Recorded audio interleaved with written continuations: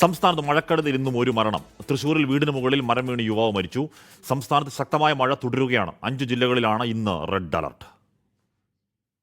തൃശൂരിൽ ഇന്ന് പുലർച്ചെയാണ് കനത്ത മഴയിൽ മരം വീണ് മണലൂർ സ്വദേശി വിഷ്ണു മരിച്ചത്. വിഷ്ണു കിടക്കുന്ന മുറിയുടെ മുകളിലേക്ക് കടപുഴകി വീഴുകയായിരുന്നു. അപകട ഭീഷണി ഉയർത്തി മരം നിൽക്കുന്നത് ശ്രദ്ധയിൽപ്പെട്ടതിനെ തുടർന്ന് വിഷ്ണു അമ്മ വള്ളിയമ്മയെ സമീപത്തെ വീട്ടിലേക്ക് മാറ്റിയിരുന്നു. പോലീസും ഫയർഫോഴ്സും എത്തി മരം മുറിച്ചു മാറ്റിയാണ് വിഷ്ണുവിനെ പുറത്തെത്തിച്ചത്.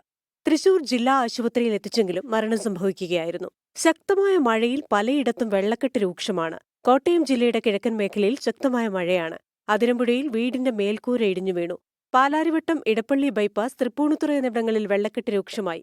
കിഴക്കൻ മേഖലയിൽ മലയിൽ മണ്ണിടിച്ചിൽ ഭീഷണി നിലനിൽക്കുന്നതിനാൽ ജാഗ്രതാ നിർദ്ദേശമുണ്ട്. ഇടുക്കിയിൽ മഴ ശക്തമല്ലെങ്കിലും ഓറഞ്ച് അലർട്ട് നിലനിൽക്കുന്നതിനാൽ സാഹസിക വിനോദത്തിന് നിയന്ത്രണം തുടരുകയാണ്.